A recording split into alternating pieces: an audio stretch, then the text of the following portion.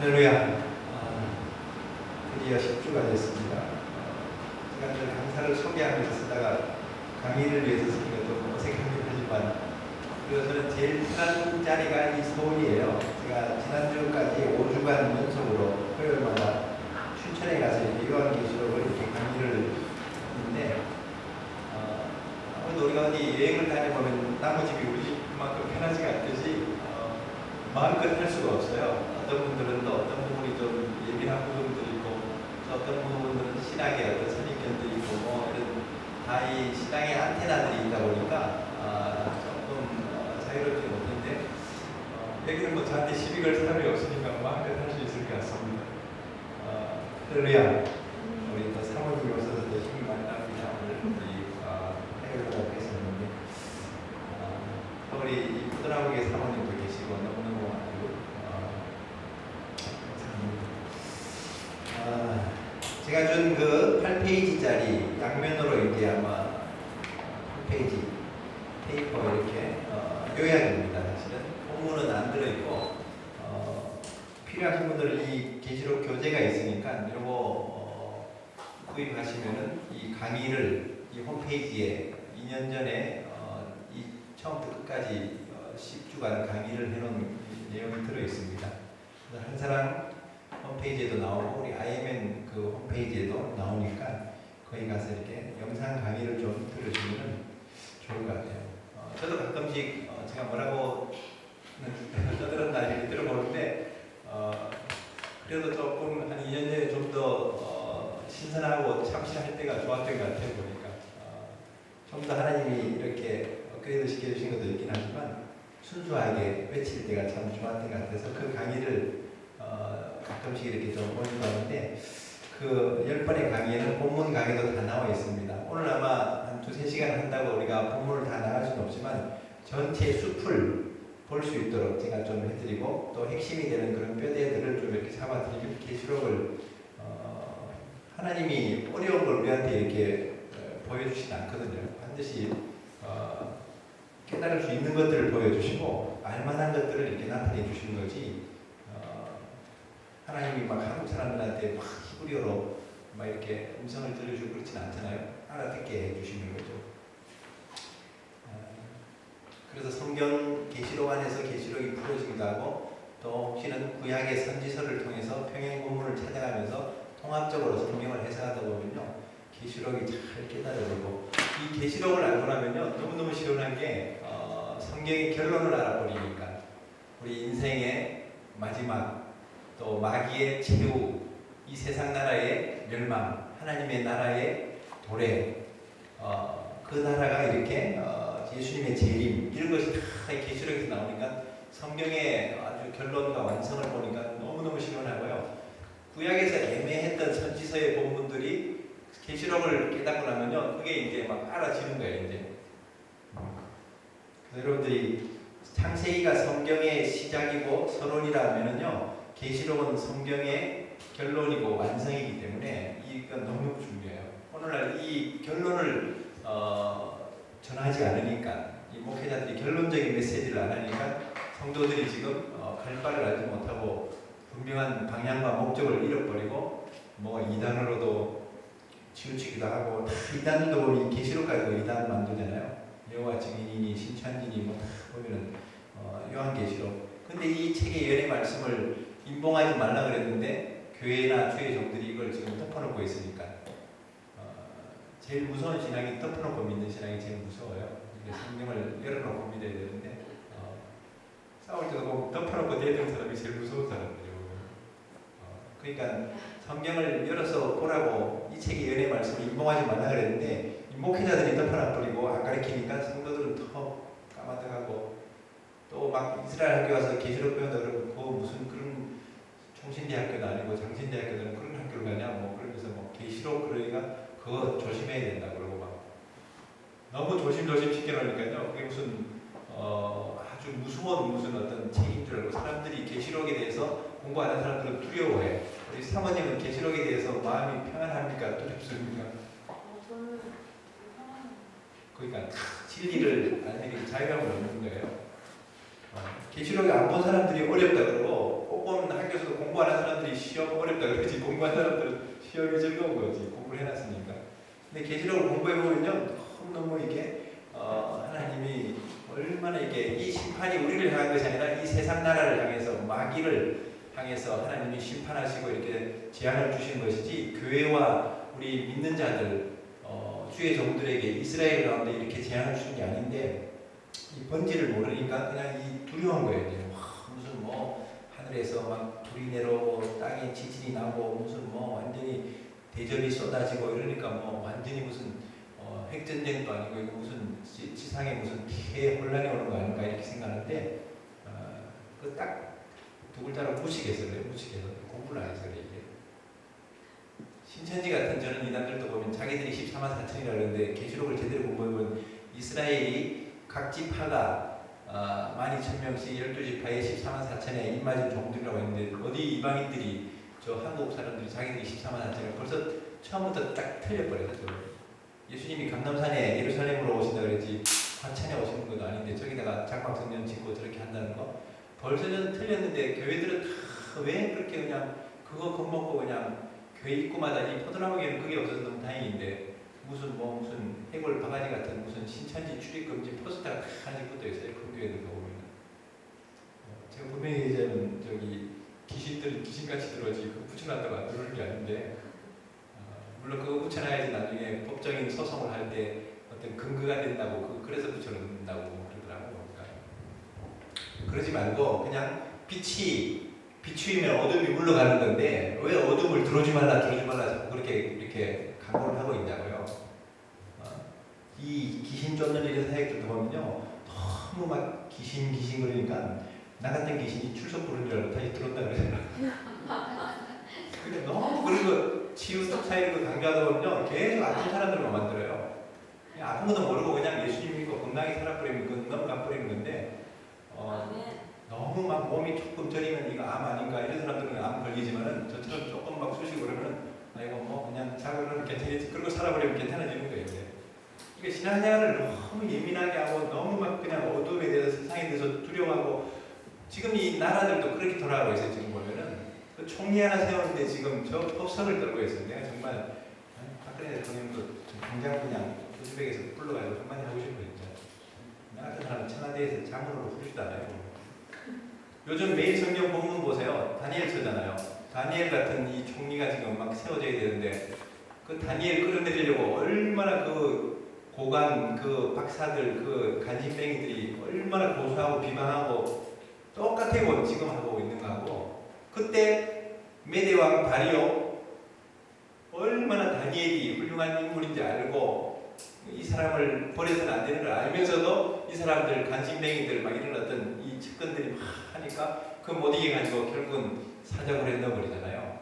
지금 지도자들 그렇게 끌려가고 있잖아요. 지금 보면은 소신도 없고 지도자가 지도하라고 있는데 뭐 여론에 끌려가고 있고 민심이 무슨 백성이 하늘입니다 하고 있는 웃기도 않는 이런 막 의원들 막 시의원들 막 세워지고 그런 거 보면서 하늘이 무슨 저기 백성이 하늘이에요. 백성 하나님의 뜻이 그게 이렇게 하늘의 뜻이 무슨 민심이 천심이고 이런 인본주의적이고 아주 그냥 세속적인 이런 가치관이 이게 너무너무 만연하다 보니까 교회까지도 그렇게 들어와 버렸어요.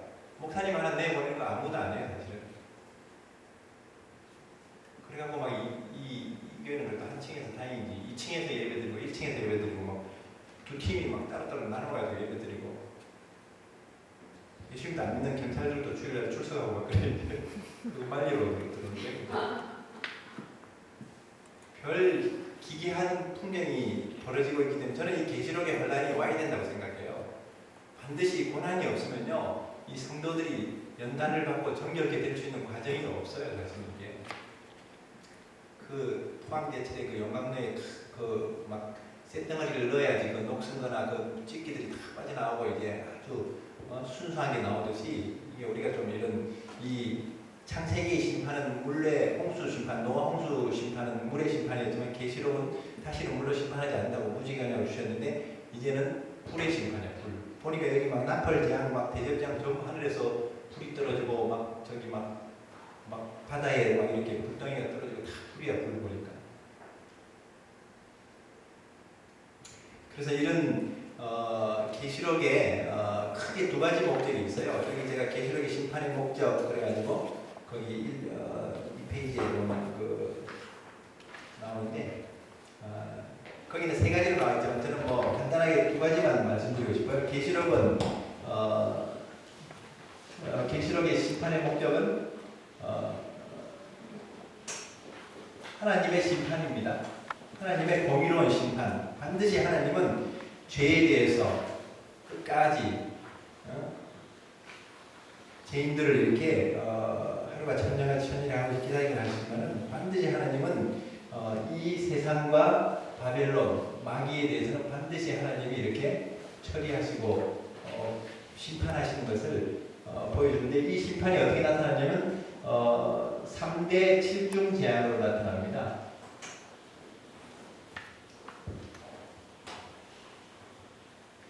세 가지 심판이 7중으로 이렇게 나타나는데 인의 심판, 나팔 심판, 대접 심판이 7번 이렇게 연속적으로 나타나죠. 그걸 3대 7중 재앙이라고 하는데 3대 7중 재앙으로 이제 심판이 임합니다. 하나님의 공의로운 심판이 목적이고 두 번째는 제가 방금 말씀드렸듯이 성도들을 연단하셔서 이제 구원하시는 겁니다. 결국 계시록은 심판과 구원이라는 이 구도로 나갑니다. 이거는 거룩한 신부 단장이에요. 신랑이 오시는데 신부가 이제 단장을 해야 되는데 준비가 안 된 신부들은 이 혼인잔치에 못 들어갑니다. 그래서 우리 남한에 있는 교회들과 북한에 있는 지하 교회들을 비교해 볼 때 어느 신앙이 더 신부 단장을 잘 하고 있는 것 같아요. 저쪽 신부는 다 얻어맞아갖고 막 피 범벅이 되고 막 어떤 신부들은 그냥 맞아갖고 죽은 신부들도 있고 막 남한에 있는 이런 이 신부들은 그냥 살이 쪄갖고 막 그냥 벤지 베들레헴인지 구분이 안 갈 정도로 너무너무 막 이렇게 그냥 기름지고 막 그런데 내용은 없어 보니까 우리 옛날에 고전에 보면요 춘향이가 이렇게 그렇게 얻어맞고 다 죽어지고 막 감옥살이 하면서도 그 절개를 믿음을 지키잖아요. 그 신랑에 대해서 그 몽롱한 이몽룡이 그거 하나 기다리고 막 그렇게 오라는 날은 안 오고 다 죽을 만하니까 막 나타나는데 그 성경상으로 감동적인 책이 춘향전이에요. 그래서 우리 믿음을 그렇게 지킬 때 주님이 결정적일 때 오셔가지고 우리를 구원하시는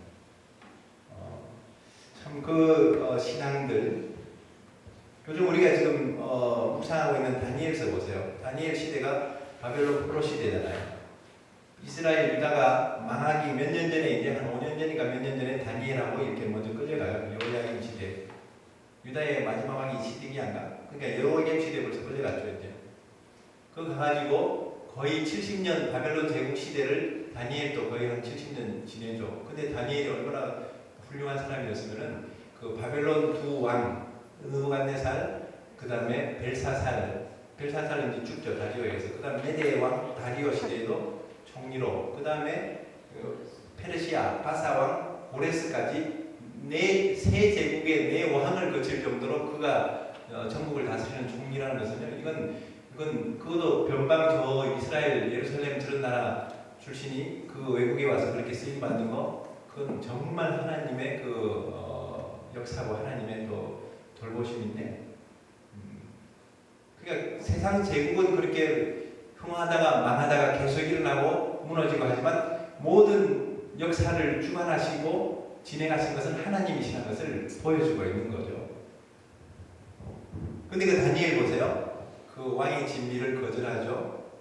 그때부터 이 다니엘은 채식이 좋은 줄 알았어 보니까 고기 많이 처먹는 이 자기 친구들을 보니까 영 너무 안 좋은데 채식만 먹었는데도 얼굴이 막 기름지고 빛나니까 그냥 열흘 동안 실험했는데, 열흘이란 말이 이게 또 계시록에 보면은 그 어느 교회죠? 소아시아 교회 중에 10일 동안 이렇게 환난을 받는다 그러는데 그거하고 또 의미가 또 있는 것 같아요. 열흘 동안 테스트하는데 다니엘이 아주 그냥 새 친구들이 빛이 나죠.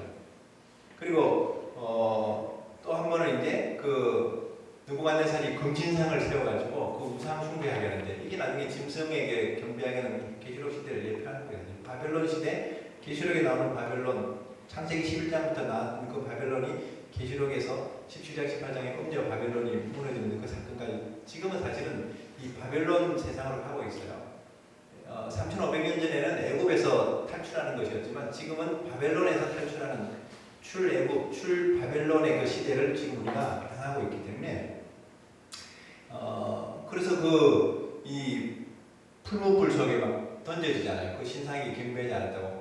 앞으로 우리가 아마 신사 참배 안 하고 막 그 주기철 목사님 막 이런 최건동 목사님들 막 그 고통받은 것처럼 앞으로 세상에 이런 어떤 정부나 이런 어떤 것에 우리가 완전 불순분자. 요즘 막 그 신문이고 인터넷 같은데 방송에서 기독교인 저 총리가 아마 저기 어디 조계산 주지가 총리로 왔다면 저렇게 안 뜯어먹을 거예요.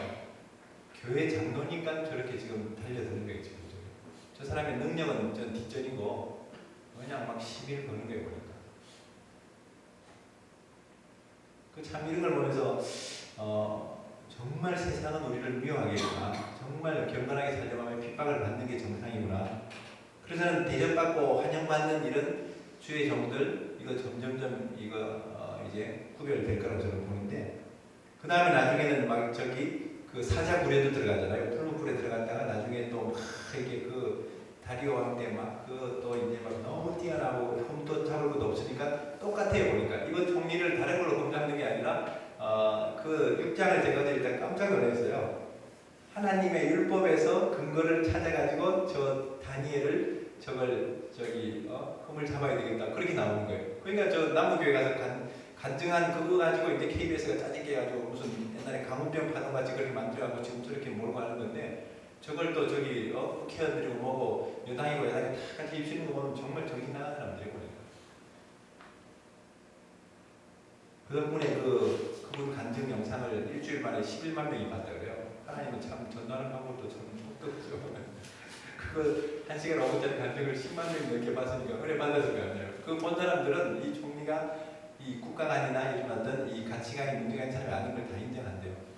보지도 않고 덮어놓고 막 그러니까 이 계시록도 덮어놓고 이렇게 막 그냥 이렇게 우리는 휴거될 거다고 이렇게 착각하는 이런 신앙들 환란이 없다는 환란전에 우리는 막 들림받 그런 인생들을 들었다가 제가 볼 때는 아마 던져버릴 것 같아요. 그 들림받는 게 아니에요 사실. 그러니까 이 다니엘서의 이 바벨론 포로 시대의 다니엘의 신앙이 앞으로 오는 이 세상 바벨론 시대의 우리 신앙을 지금 벌써 2600년 전에 다니엘은 우리에게 지금 뭔가 교훈을 주고 있다. 할렐루야.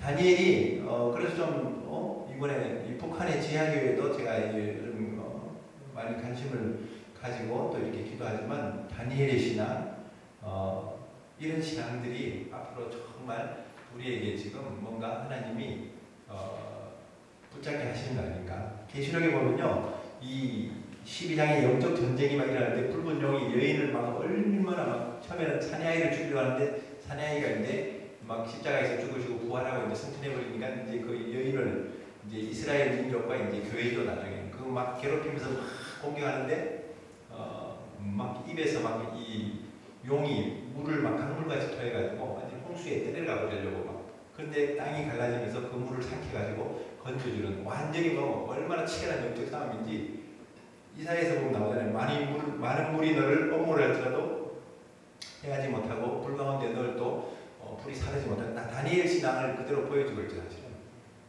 하나님은 이스라엘을 지키시는데 졸지도 주무시도 아니하시고 낮에 해와 밤에 달이 해치 못하게 하신다고 그 시편 121편도 그렇고 계속 보면은 하나님의 계명과 예수 믿음을 가진 자들을 막 싸우려고 막 계속 달려들어요.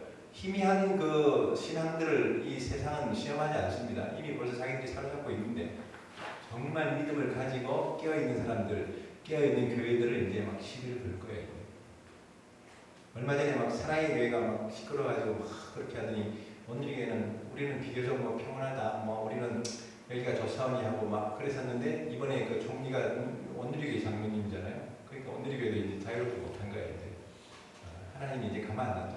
이제 막 그냥 이렇게 잠자는 교회들 막 이렇게 미지근한 신앙들을 깨우려고 앞으로 일어났던 이 환란의 바람을 이제 주신다고 저는 보는 거죠. 그래서 그런 가운데 하나님은 우리를 연단하시고 구원하시기 위해서 이 계시록에 이른 이 묵시를 이렇게 요한에게 주시는 것이죠. 요한계시록은요 묵시록입니다. 묵시문학이에요. 구약에서도 묵시문학이 뭐냐면 다니엘서가 묵시문학이에요. 한상, 다니엘서, 하박국서, 에스겔서 이런 요한계시록. 묵시하고 예언은 좀 다릅니다. 예언보다도 더 강한 하나님의 주권적인 역사, 하나님의 이 간섭하심, 하나님이 통치하시는 이 역사를 나타내 주는 것이 그게 묵시고요. 예언은 그냥 하나님의 말씀을 그대로 그냥 이렇게 선포하는 거죠. 그래서 이 요한계시록은 예언도 있지만 이 묵시, 계시도 이렇게 함께 나타나고 있는 걸 볼 수가 있습니다. 근데 이 사람들이 거기 몇 페이지인지 모르지만 이 계시록을 해석하는 그 방법들이 다 달라요. 계시록을 해석하는 4가지 방법. 그 몇 페이지에 나와요? 저는 이 교재를 가지고 있고 거기는 표현을 안 하고 있는데 상징적 해석, 과거적 해석, 역사적 해석, 미래적 해석 이렇게 나오죠. 우리 은경아님 샘플을 한 장 주세요. 제가 아까 그 샘플을 한 장에 몇 페이지인지 같습니다. 그래서요, 이 계시록을 이제 여기서부터 이제 사람들이 이제 신앙관이나 이런 어떤 입장들이 나눠지는 거죠.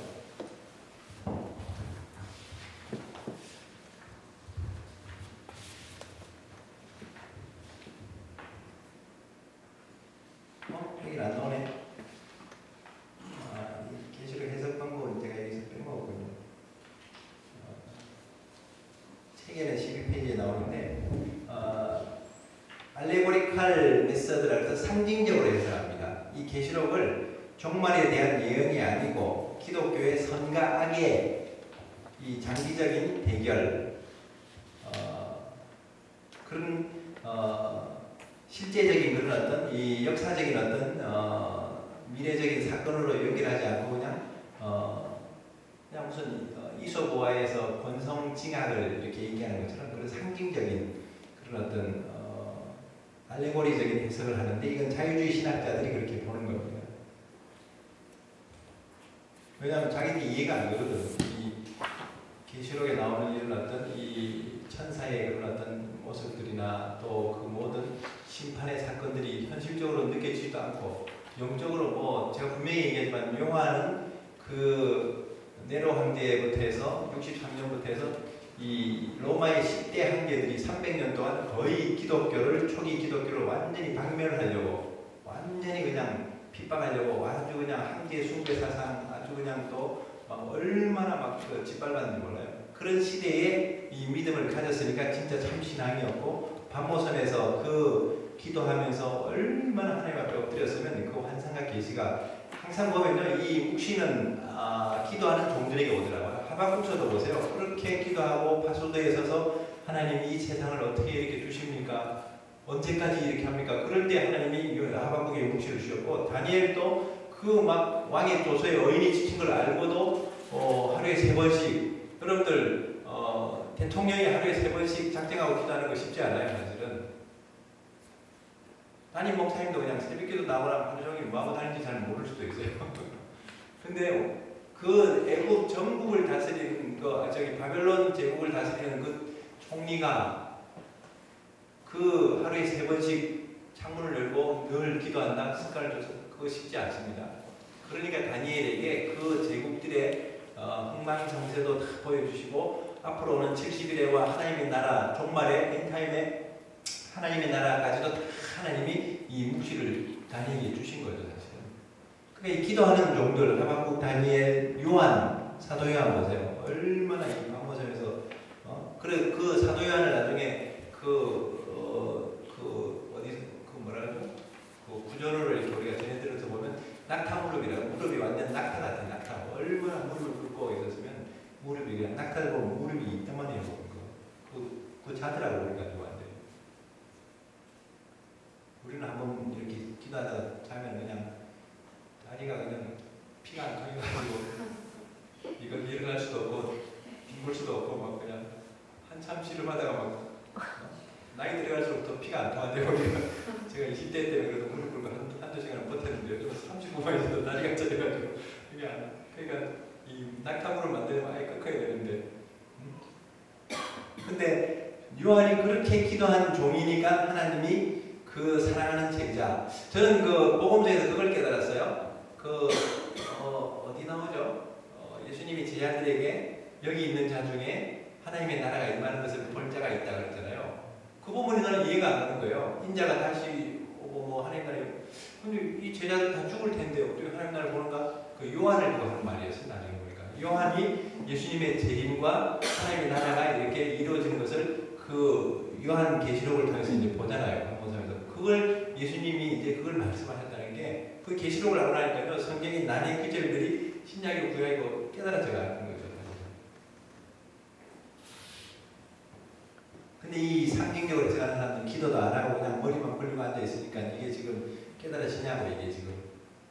요한은 지금 이렇게 동영상으로 마치 보듯이 이 하나님 나라를 이렇게 기도하면서 보고 있는데 기도도 지지도 안 하다가 이 글자만 보고 앉아 있으니까 이게 안 오는 거죠. 그게 종교개혁자들도 몰라요.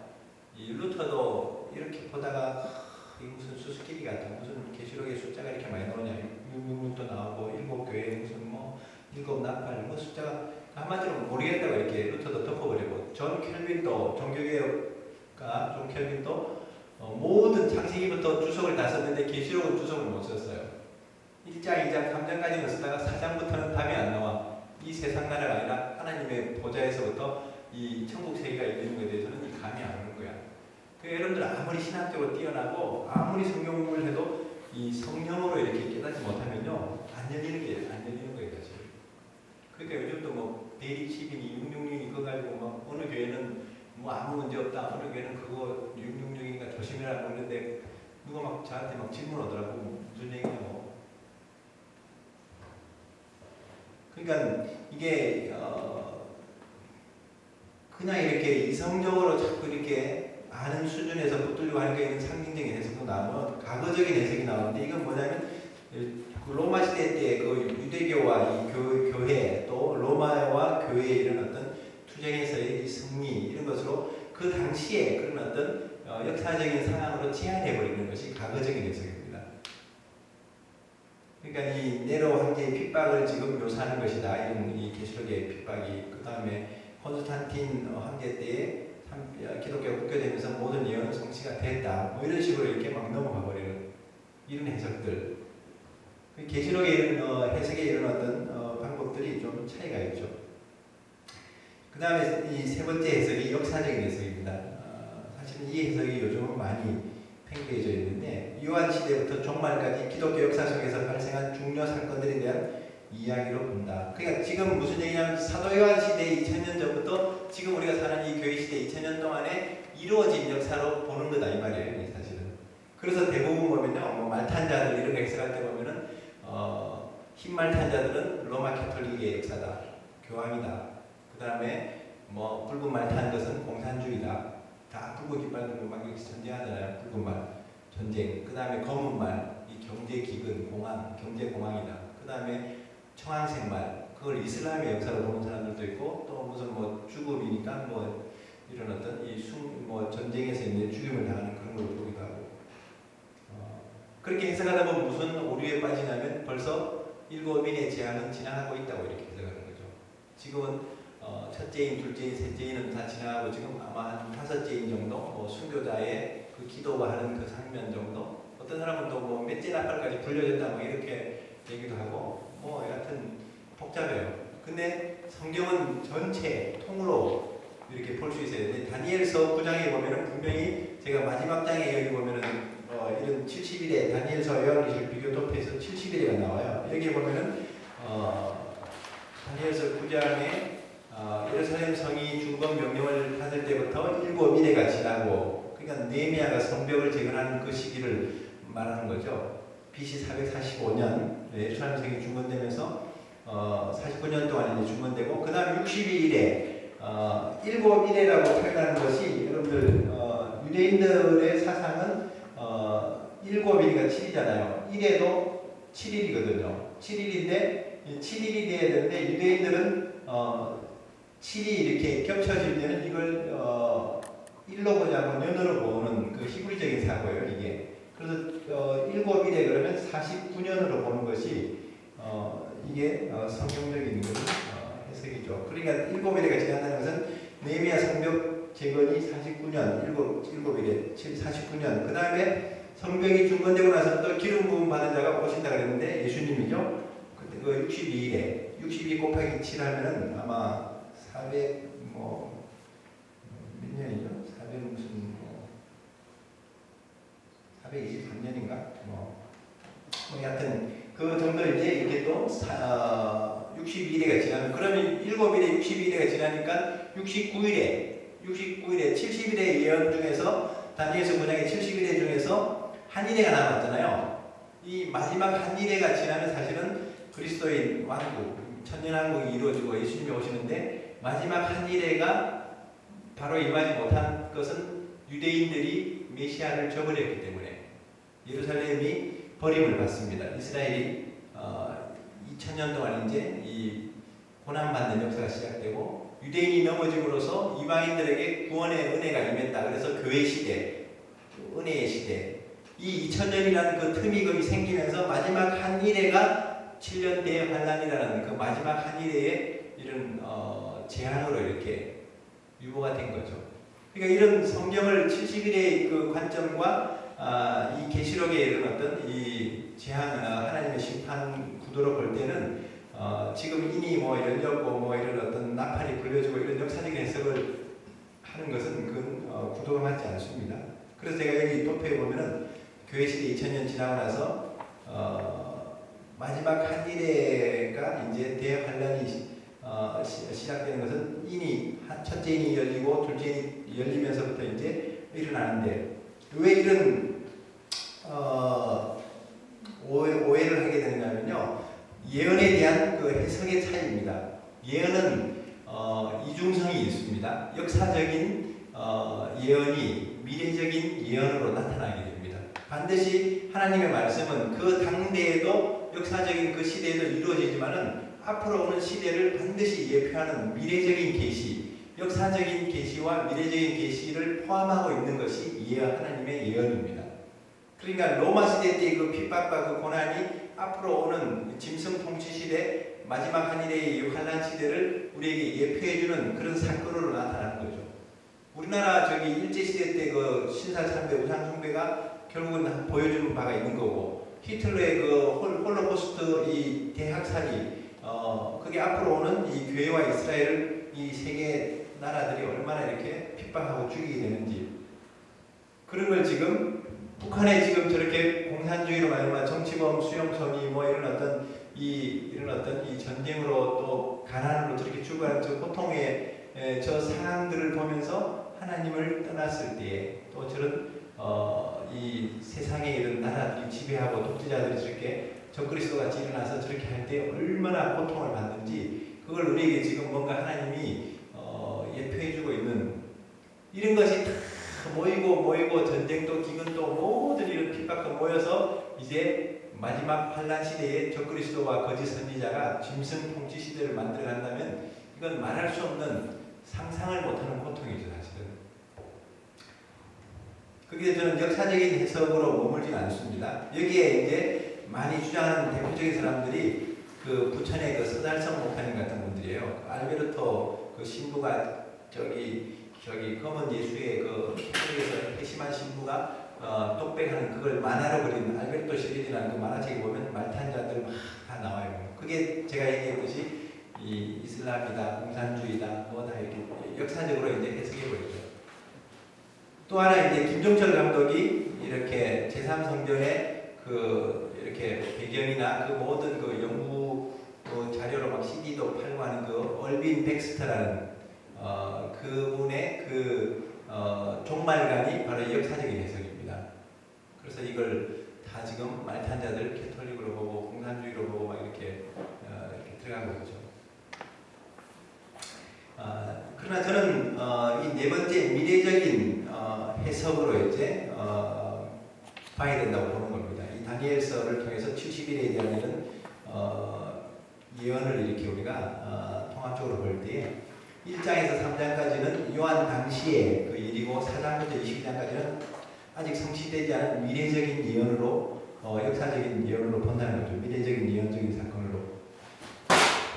그래서 지금 이 시대가 지금 그렇게 가고 있습니다. 그래서 이 계시록을 조금 더 이제 종말론 우리 거기는 나오죠. 종말론은 들어있을 텐데 해석 방법은 제가 별로 재미가 없어서 거기서 아마 뺀것 같은데 이 종말론 한번 보세요. 4페이지에 보면 종말론을 4가지로 또 이렇게 해석합니다. 처음에 좀 이렇게 좀 딱딱하고 이렇게 하지만 전체적인 계시록에 이런 어떤 이 숲을 좀 이렇게 보면서 들어가면은 본문은 뭐 그렇게 어려울 게 없습니다. 종말론을 크게 4가지로 주장하는데 처음 후천년설이 있습니다. 그 다음 무천년설, 전천년설, 언약적인 전천년설, 성경적인 전천년설이죠. 대부분 신학계에서는 3가지 1, 2, 3번만 얘기하는데 4번째 건 제가 지어냈어요. 이게 우리 메시아닉 유대인들을 통해서 우리가 배운 이 예수님의 초림이 이 6월절, 오순절 뭐 이런 초실절에 이루어졌고 예수님의 재림인 나팔절 또 이런 속죄일, 장막절 이런 가을 절기에 예수님의 재림이 이루어지는 하나님의 시간표를 알기 때문에 이건 정말 절기는 하나님의 그 시간표고 이것이 정말 예수부터의 구속을 통한 하나님의 그 역사구나. 그래서 제가 역사적인 전천년설에 기반해서 성경적인 이 절기를 좀 이렇게 가미가 돼서 이제 언약적인 전천년설로 나오죠. 후천년설은 요즘 거의 주장하는 사람들이 별로 없습니다. 왜냐하면 19세기까지 너무 복음운동, 성교 부흥운동이 막 일어났었잖아요. 우리나라도 복음이 그때 들어갔죠. 그 당시에 세계가 마치 한 번에 다 모든 민족이 복음이 증거될 것처럼 보여지고 하나님 나라가 올 것으로 여겨지니까 20세기는 19세기가 이제 성교 부흥 시대, 세계 복음화가 완성될 것처럼 우리 세대의 전 복음을 모든 민족에게 전하자 막 그렇게 들고 일어났었잖아요. 학생 자원운동도 일어났고 막 선교 사파송 막. 근데 이분들이 이제 현재 상황을 보고 예측하기를 오는 20세기는 평화의 시대, 의의 천년왕국 시대가 될 것이다. 그리고 예수님이 오신다. 이런 관점. 그러니까 무슨 얘기냐면요. 천년왕국이 먼저 이루어지고 예수님이 오신다. 그게 후천년설이에요. 그러니까 후천년설 그러면 천년왕국 이후에 예수님이 오신다. 예수님의 재림이 항상 기준이라고 보면 이 종말론 이 용어가 그렇게 어렵진 않습니다.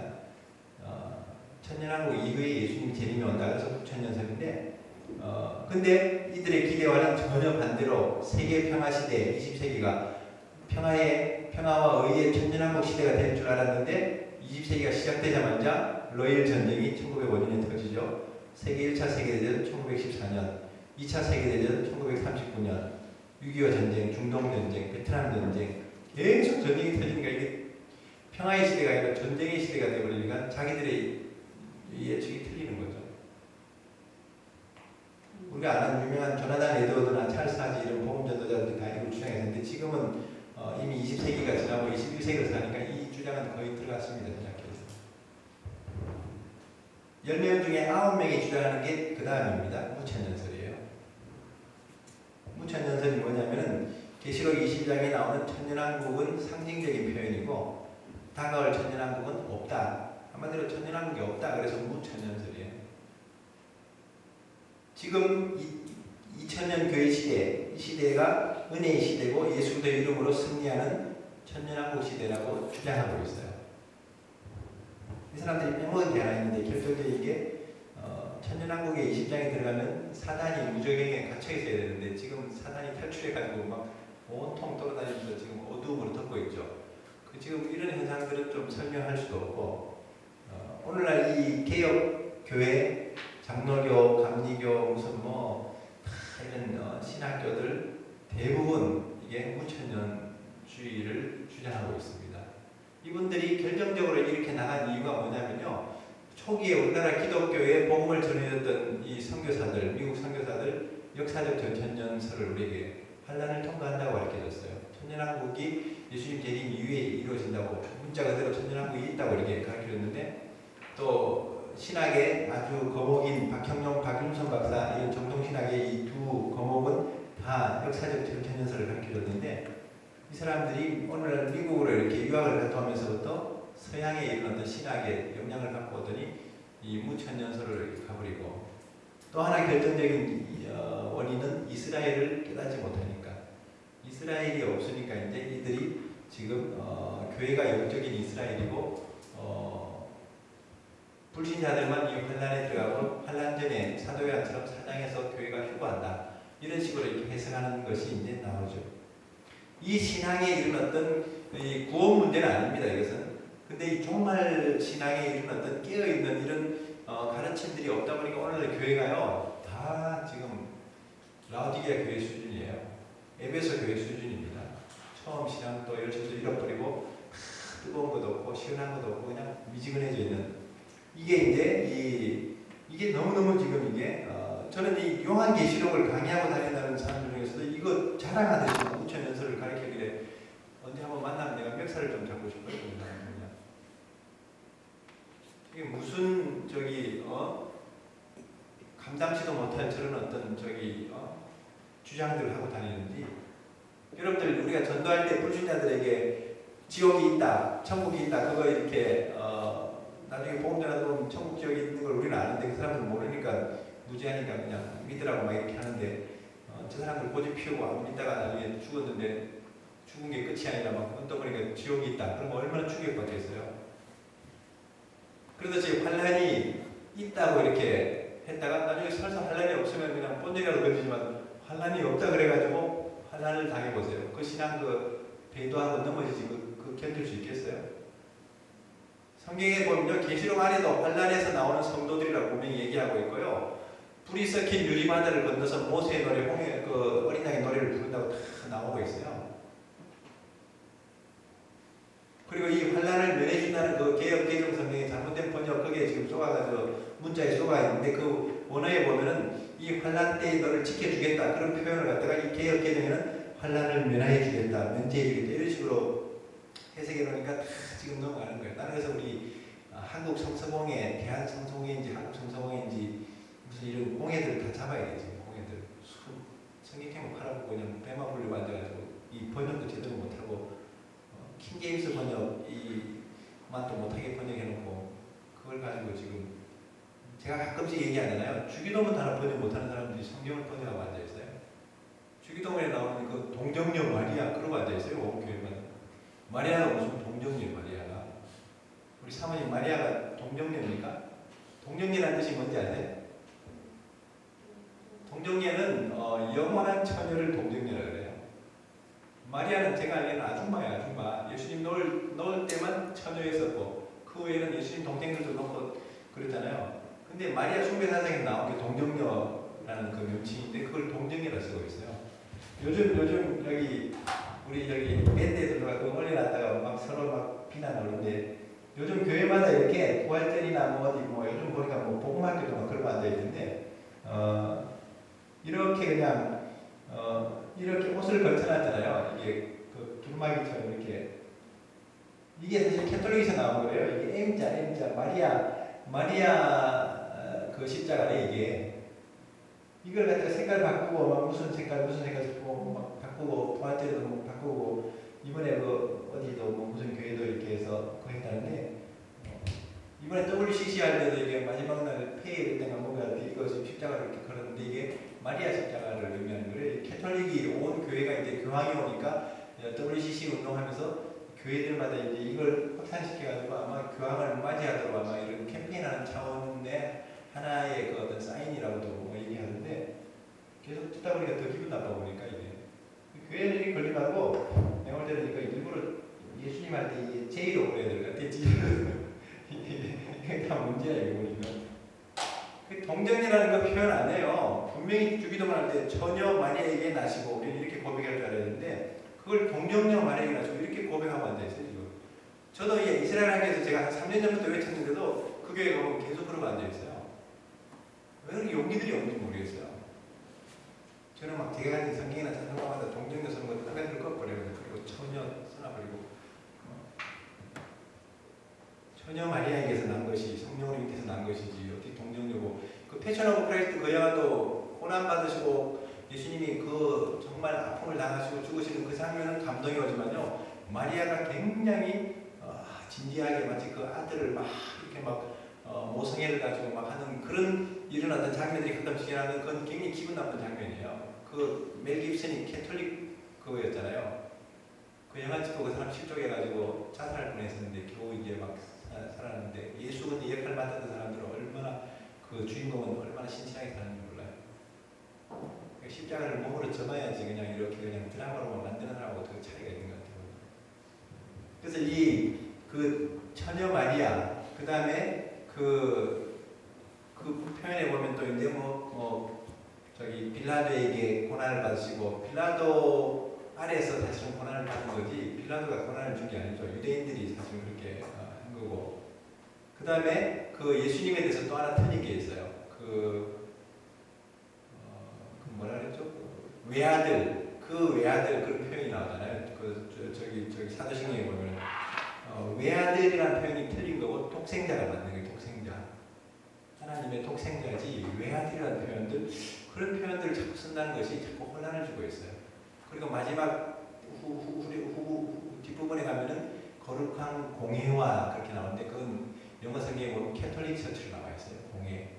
그걸 지금 온 교회가 거룩한 공회와 그러고 있는데 그렇게 하면 안 돼요. 거룩한 교회와 공회가 예수님을 십자가에 못 박은 거예요. 사실. 캐톨릭 제가 이렇게 막 세게 얘기하려고 해도 어느 지역을 가면 캐톨릭에 있었던 사람들이 막 좀 이렇게 좀 인상수가 앉아있고 그래서 제가 더 세게는 못하지만은 우리나라 지금 심각해요.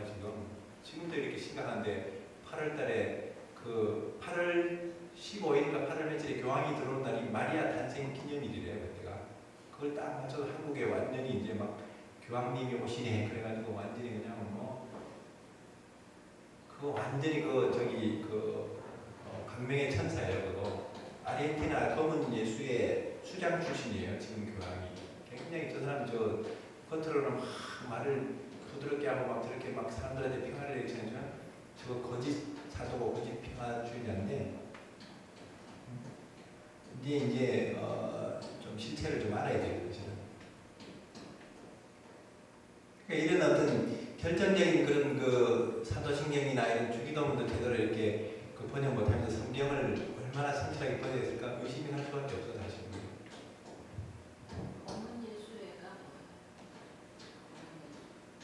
이제 그 겉으로 이렇게 세워진 교황들은 그건 하나의 자기들 저거예요. 그 얼굴 만남이고 뒤에 그 예수회라고 있어요. 예수회가 캐톨릭의 모든 이 정치, 경제 또 이런 어떤 막 권력 이런 걸다뭐 경제 이런 것도 그렇고 다 좌지우지하면서 컨트롤해요. 쉽게 얘기하면 아주 프리메이슨의 핵심 그 역할들이에요. 심지어는 마피아도요. 검은 예수회가 다 이렇게 컨트롤하면서 컨트롤은 우리나라의 서강대학교니 막 이런 세계에 있는 대학들을 그렇게 많이 세워요. 로열라라는 그 신부가 예수회를 만드는데 막 그렇게 세우는데 그 컨트롤은 학교 사업도 하고 막 평화운동하는 것처럼 보이지만 내막에서는 기독교를 통합시키려고 종교통합운동 WCC 같은 거라든지 또 막 정치적인 이런 어떤 이슈들 또 이런 테러들 굉장히 간섭하는 그런 자료들이 이제 제가 계시록 이상으로 그 자료들이 사실 많이 하고 있는데 그거 보다 보니까 정말 무서운 거예요. 보니까 정말 이 배우가 얼마나 지금 드러난 건 빙산이니까 이거 그 묻혀있는 이 흑암의 이런 세력들을 생각하면요 교회들이 지금 진짜 정신 안 차리면요 정말 지금 오는 시대를 어떻게 감당할까. 제가 그래서 요한계시록 바로 앞에 나오는 그 본문이 유다서거든요. 제가 유다서가 1장밖에 없는데 유념해서 많이 보는 이유가 계시록으로 들어가는 문이야. 유다서가 그 1장밖에 없는데 그 유다서를 모펫이라는 신학자는 교회를 일깨우는 불의 십자가라 그래요. 유다서를. 그 유다서의 마지막 때 교회가 배도하는 것을 예고하고 있어요.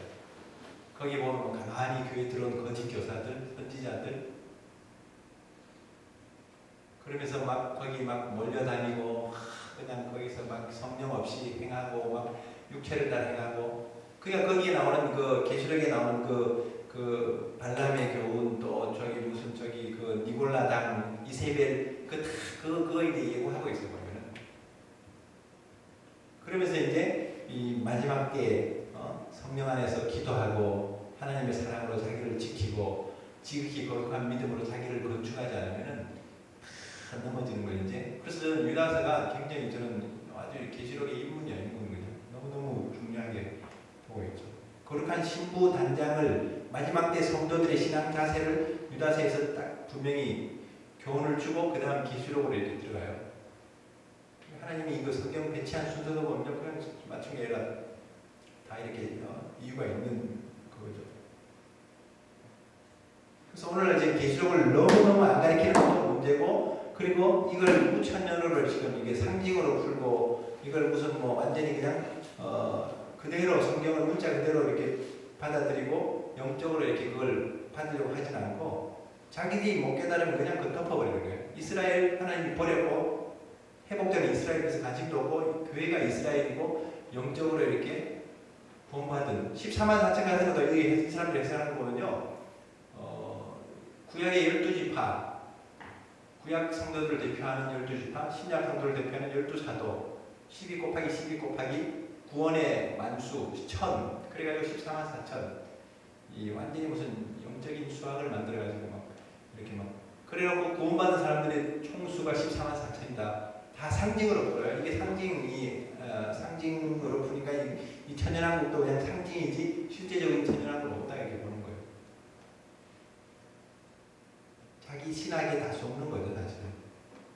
신학은 하나님의 계시로 말미암아 사실 열려야 되는데 누구에게 들었으니까 그 학파가 되고 누구에게 들었으니까 그 어떤 신학의 그런 어떤 거기에 이렇게 쫓아다니고.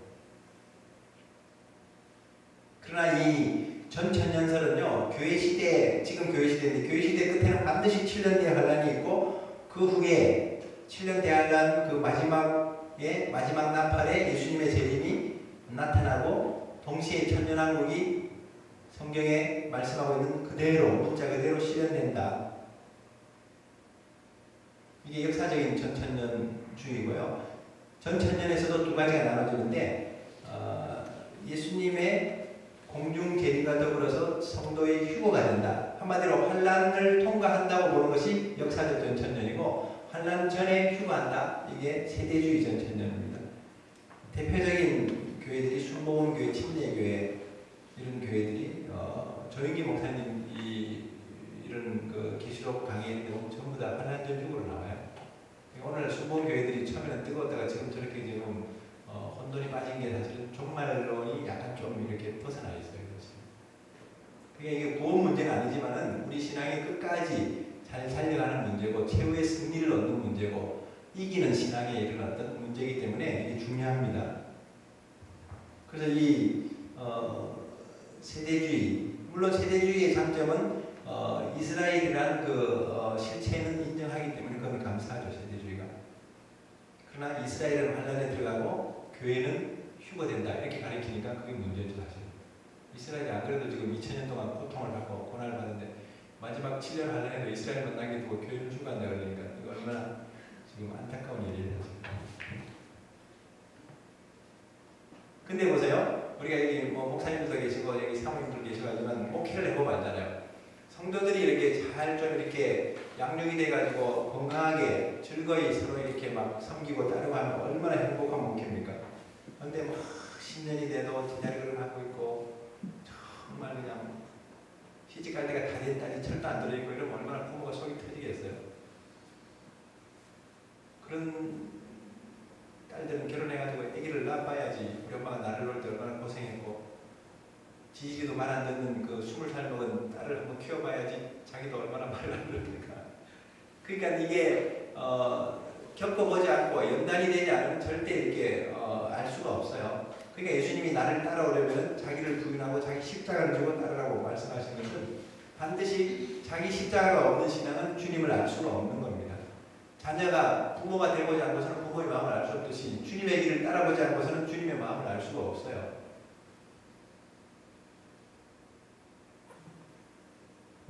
그러니까 예수님이 수고하고 무거운 짐 지고 다 내게로 오라. 내가 너희를 쉬게 하리라. 그러면서 나의 멍에를 메고 내게 배우라. 멍에를 치는 법을 배우라고 말씀하시지 않습니까?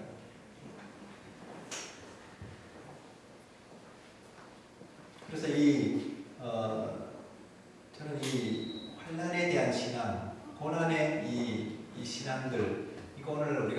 다시 조명을 하고 가르쳐야 된다고 저는 믿습니다. 이게 이제 역사적 전천년 그렇게 한국에서도 그래도 감사하게도 계시록을 많이 가르치는 이강보 목사님 같은 분들 이런 분들은 역사적 전천년을 가르치고 있어요. 장신대 고신대학에 이런 한정건 교수, 박수환 교수 이런 분들은 또 주장을 하고 있어요. 감사합니다. 그러나 이제 이스라엘까지 안 들어가기 때문에 이분들도 나중에 14만 4천이나 또 그 모든 그 결론에 가면 전부 다 영적인 교회, 이기는 교회 이런 해석으로 많이 가더라고요.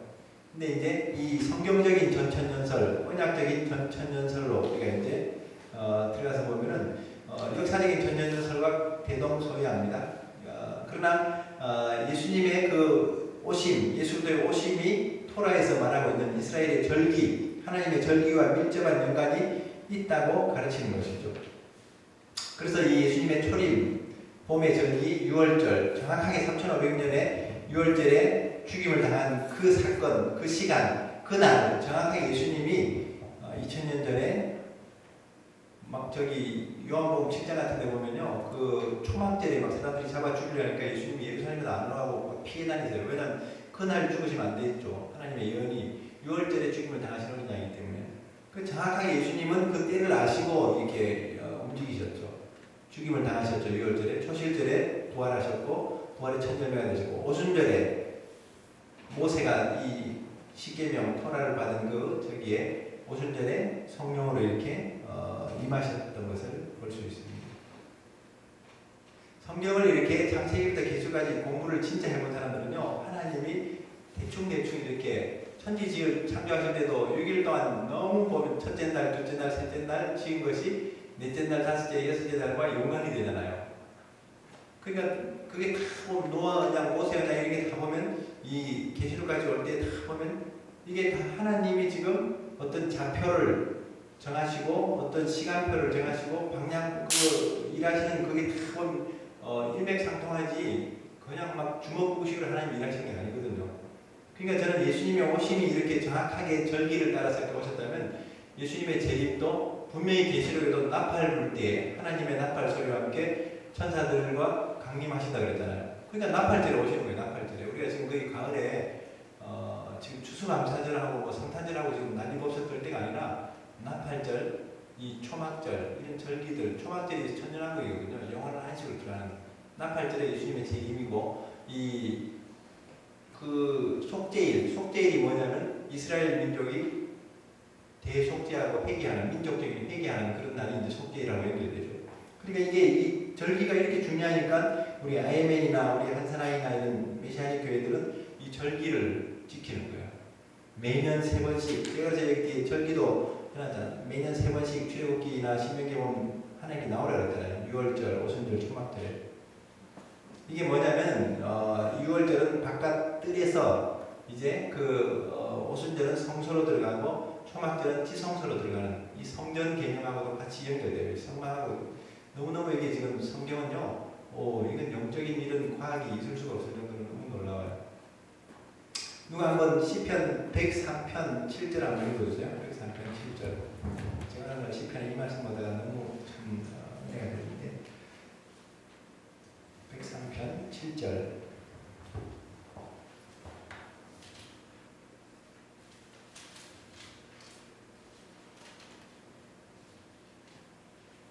그의 행위를 모세에게 그의 행사를 이스라엘 자손에게 알리셨도다. 네, 그의 행위를 모세에게 토라입니다. 그의 행사를 이스라엘에게 그 하나님이 행하시는 그 모든 일들 절기나 모든 하나님이 구원하시고 또 이렇게 회복하시고 또 징계도 하시고 이스라엘에게. 그러니까 우리는 사실은 이 토라와 이스라엘을 우리가 주목하지 않을 수가 없는 거죠. 기준이니까 기준. 우리 옛날에 초등학교 때, 옛날에 국민학교라고 그랬지만 1학년 때 가면은 여기 우리는 요즘은 안 그런데 손수건 하나씩 이렇게 붙여가지고 코 닦으라고 손수건도 붙여주고 딱 줄 세워요. 여기 이제 여기 맨 앞에 앉은 얘가 이제 기준이 되면은 그 뒤로 이렇게 서야 되고 옆으로 서야 되는 거예요. 기준이 중요한 거예요. 우리 신앙과 모든 규례와 이런 행위의 기준을 이스라엘로 정하셨지 한국 교회로 정하신 것도 아니고 미국 교회도 아니에요. 그러니까 이 신학이 미국에서 들어오게 하는 게 아니라 성경의 신학이 나와야 되는 것이고 메시아닉 성경 신학이 나와야 되고 이스라엘을 통해서 하나님이 우리 행위를 보이셨고 모세를 통해서 행위와 또 이스라엘을 통해서 행사를 보이셨다 그랬으니까 그 기준을 우리가 이 성경으로 돌아가야 되고 이스라엘로 돌아가야 되는데 그거 굉장히 율법주의라고 착각하고 있고 그 무슨 저기 뭐 세대주의 무슨 종말론이라고 이렇게 오해를 하지 않나. 요즘 무슨 신사도도 나와가지고 뭐 무슨 헌사도가 있었나? 신사도가 나와가지고 막 신사도라고도 막 이렇게 하기도 하고 하여튼 뭐 무지하니까 그냥 덮어 씌우는 데는 또 이렇게 뭐 선수들이야 보면 그래서 참 그런 속에서 사실 선지자들은 뭐 그런 욕 안 먹었나요? 뭐 예수님은 그렇게 핍박을 안 받으셨어요? 당연한 거죠 사실은. 그래서 저는 이 절기를 통해서 단지 유대인의 절기 이런 표현들은 유대인이 그동안 3,500년 동안 지켜왔다 그래서 유대인 절기라고 이렇게 별명을 붙였지만 사실은 성경의 절기고 여호와의 절기라고 분명히 구약에서 말씀하고 있고요. 이 절기 속에 예수 그리스도의 일생에 대한 예언적인 의미 그리고 이 예언이 예수를 통해서 성취된 이런 놀라운 신비 하나님의 신비들 너무너무 놀라워요. 그러니까 우리가 작년에 우리 사실 처음에서 몰랐었어요. 여기서 6월절 시작했거든 작년에 호두나무교에서 한 50명 모였나? 그때 막 양보기도 하고 뭐 이렇게 해서 무슨 맥주 털런지 그 유대인 젊은 사이가 데려와서 이렇게 해보라 했더니 한 시간 하는데 우리는 뭐 무슨 얘기인지 몰라도 양고기 냄새 때문에 거기에 다 빠져있더라고요. 그거 먹고 막 이렇게 뭐 잠도 자꾸 주는데 한 번에 막 꼴딱꼴딱 안 먹고 그냥 또 한 잔을 먹고 또 천천히 또 먹고 그러더라고. 우리는 한 번에 먹고 죽는데 그 6월절 그렇게 하다 보니까 이 절기를 지키면서 우리가 하나님의 시간표를 우리가 학교도 수업이 첫 시간 국어, 둘째 시간 수학 뭐 그러듯이 신앙의 시간표가 있는데 6월절에는 우리가 뭐 그냥 부활절 계란 막 까먹고 뭐 그냥 뭐 한 개 덜 먹었다고 뭐 씌우고 싸우고 그런 게 부활절이 아니고 정말 6월절에 우리를 정결케 하고 그리고 우리 안에 있는 누룩을 제해버리고 집안에도 이런 누룩이나 하나님이 싫어하는 것들 제해버리고 이런 6월절의 절기를 그렇게 지키는 이 신앙운동을 하는 것이 오늘날 교회인데 이걸 이방인들의 절기로 바꿔버린 거예요 사실은. 그 계란 먹는 문화 그 다음 크리스마스도 아닌 그 크리스마스는 사실 5월 14일이라고 그러잖아요. 이 성경적으로 검증해 보면. 근데 12월달에 크리스마스라고 막 추리 만들다가 어떤 또 전도사님 목사님 그 옥상에서 그 종탑에서 떨어져가지고 다친 사람도 있고 막 그래요 추리 달다가 사사고생을 하고 있어요 지금. 그런 추리는 백화점이 더 잘 만들고 있는데 말을 그거 생생내고 있는지 모르겠어요. 그러니까 그런 문화가 아닌데 정말 성경에서 이게 예수님의 오심에 대해서 분명히 이렇게 예고하고 있는 하나님의 신비인데 이걸 이렇게 이 절기를 통해서 앞으로 오는 장래일의 그런 어떤 그림자고 그 그리스도의 몸의 실체를 이렇게 볼 수 있도록 이렇게 해주시는 그게 이 신앙의 기쁨이고 근원인데 힘이 되는 건데 해보니까 점점 그 은혜를 좀 알겠어요 보니까. 그러니까 오늘날 보니까 이거 우리나라에서 교회가 이렇게 한 적이 없고 이방인 교회들도 잘 주목을 안 하고 있고 유대인들도 와서 야 너희들이 한국 교회가 어떻게 이런 절기를 지키고 우리를 유대인들을 쫓아하냐고 막 오히려 막 자기들이 막 그 용기를 얻고 격려를 얻어요 보니까. 그럼 우리가 뭐 그냥 성경 읽다가 그냥 감동을 그대로 해버리지 뭐. 그러니까 하나님이 신학을 많이 한 사람을 안 쓰시는 이유가 있더라고 보니까. 신학을 많이 하면 그냥 신학을 쫓아가는데 우리는 그냥 말씀을 그냥 쫓아가야 되니까 말씀 읽다가 감동하면 그대로 해버리니까 이제 하나님이 열어주시는 거죠. 뭐 모세나 이런 바울같이 또 이제 공부 많이 한 사람들도 그대로 하나님이 또 기록하게 하시는 이유도 있을 수도 있고 여기에 이 부분이 나오죠. 그 종말론이 그런 해석의 차이가 있다는 걸 아시고요. 저는 미래적인 해석과 성경 그대로 이루어지는 그 예언적인 그런 해석과 이런 언약적인 전천전설을 견지하고 있다는 차원을 좀 보시라는 거고요. 자, 창세기와 요한계시록의 비교라는 그 박스가 5페이지에 나오는데 요거만 하고 우리 한 10분 쉬었다 해야 되겠네. 자, 5페이지 보면 창세기와 요한계시록의 비교, 창세기 에덴 동산이 나옵니다. 계시록은 뭐 천년왕국이 나오죠. 서로 대비가 되죠. 처음 하늘과 처음 땅이 시작된 것이 창세기라면 새하늘과 새 땅이 열립니다. 창세기에서는 생명나무를 타락 후에 금지하죠. 그러나 계시록에 가서는 이 생명나무가 허락됩니다. 생명나무 가시를 먹게 되죠. 창세기는 죄와 슬픔과 고통이 시작된다고 말씀하고 있는데 계시록은 죄와 슬픔과 고통이 사라진다 그랬습니다. 아픈 것도 없고 눈물도 없고 전혀 근심도 없는. 그래서 어떻게 보면 우리는 사명이 없습니다. 아니면요 우리는 사실 하나님 나라 빨리 임하기를 바라는 거죠. 제 어머니도 우리 요양 동안에 벌써 한 3, 4년 저기 지내시니까 너무 갈 때마다 제가 마음이 너무 안쓰러운데 그냥 하나님 나라에 들어가시고 안식하는 게 더 좋다는 생각이 들어요. 괜히 그냥 병원비 들어가고 또 거기서 그냥 고생하시고 성품이 아주 그냥 정갈한 분이 그 남한테 막 수발 들고 그거 얼마나 이렇게 불편하겠어요. 그러니까 어느 날 또 말도 안 하시더라고. 삐져가지고 힘드시니까 그냥 사람이 이렇게 몸이 아픈 것보다 더 어려운 게 마음이 힘을 잃어버리는 건데 그래서 참 제가 기도 제목이에요. 하나님 좀 마지막까지 우리 어머니 권사님이신데 좀 믿음을 잘 가지시고 또 기쁨으로 주님을 좀 잘 만나면 좋겠다. 이 천국에 들어가는 거죠. 고통도 없고 아픈 것도 없고 눈물도 없고 영화롭게 된다는 것은요 죄와 죽음과 율법과 모든 것으로부터 완전한 자유를 얻는 상태인데 이게 계시록의 이런 축복이죠. 첫사람 아담이 동시에 창세기라면 둘째 사람 아담이 요한계시록에서 이제 동시하죠. 그러니까 이 타락한 세상과 타락한 이런 신앙들을 그대로 하나님께서 그걸 인계 받으시겠어요? 이걸 정화해야죠. 예수님이 오셔서 가나 혼인잔치 다음으로 첫 번째 한 사역이 성전 청결, 성전 정화 사역이었잖아요. 그러듯이 이 땅을 완전히 갈아엎으시고 거룩한 정화 작업을 하셔서 그 나라를 세우시는 천년왕국을 이루시는 것이 이 심판이에요, 사실은. 그러니까 좀 우리가 보기에는 당장 육신적으로나 이런 이성적으로 이해가 안 되는 것 같아도 하나님은 분명한 계획이 계시고 목적이 계시고 분명히 이 땅을 이렇게 새롭게 하시고 처음 하늘과 처음 땅은 물러가고 새 하늘과 새 땅을 이루시려고 지금 준비하고 계신 것이죠. 그게 둘째 아담의 동시입니다. 11장에서 창세기의 바벨탑이 나오죠. 반역이었습니다. 이 바벨 세력들이 18장에서 완전히 멸망하는 것이 계시록 17장 18장에 나옵니다. 그 다음에 사단이 하나님의 말씀을 가감하죠. 이 선악과를 먹으면 죽을까 하노라 하면서 막 그렇게 하나님까지 된다고 거짓말 하잖아요. 근데 계시록의 20장에는 분명히 말씀을 다하거나 빼는 자는 저주와 심판을 받는다고 이렇게 말씀하고 있죠. 우리 조심해야 돼요. 하나님이 말씀하는 거 그대로 얘기해야 되고 말씀하지 않은 것 너무 이렇게 막 오버해서도 안 되고요. 근데 계시록에서 분명히 환란이 있다고 얘기했는데 환란이 없다고 얘기하는 거 그거 내가 볼 땐 저주받을 얘기예요. 나중에 조심해야 돼요.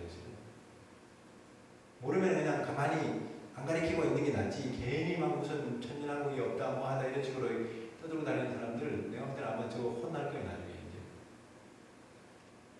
제가 뭐 평소에도 혼나고 다니기 때문에 저는 더 혼날 것도 없고 정말 말씀에 대해서 확신이 오고 정말 요한같이 성령의 감동으로 전하지 않으면서 그냥 누구 스승에게 들은 사사받은 지식처럼 그런 거 가지고 똑같이 전하려고 그러면 앉아있으면 안 된다 이 말이죠. 그걸 선생이라고 돌아다니면서 온 교회를 갖다가 막 이스라엘 사역하는 사람들 비판하고 있고 그 막 무슨 저기 뭐 세대주의 역사적 전천년 뭐 이런 거 막 그런 교수들이 지금 막 돌아다니면서 얼마나 이게 한국 교회를 지금 이렇게 난장판을 벌이는지 정말 저는 오히려 지금 세상 사람들은 몰라서 저런다고 하지만 교회에서 예수님을 믿는 사람들조차도 이 종말의 신앙에 대해서 정확한 하나님의 좌표를 모르고 이 하나님의 이 시간표도 모르고 막 저렇게 돌아다니는 거 보면서 좀 너무너무 이렇게 좀 안타까움이 많아요.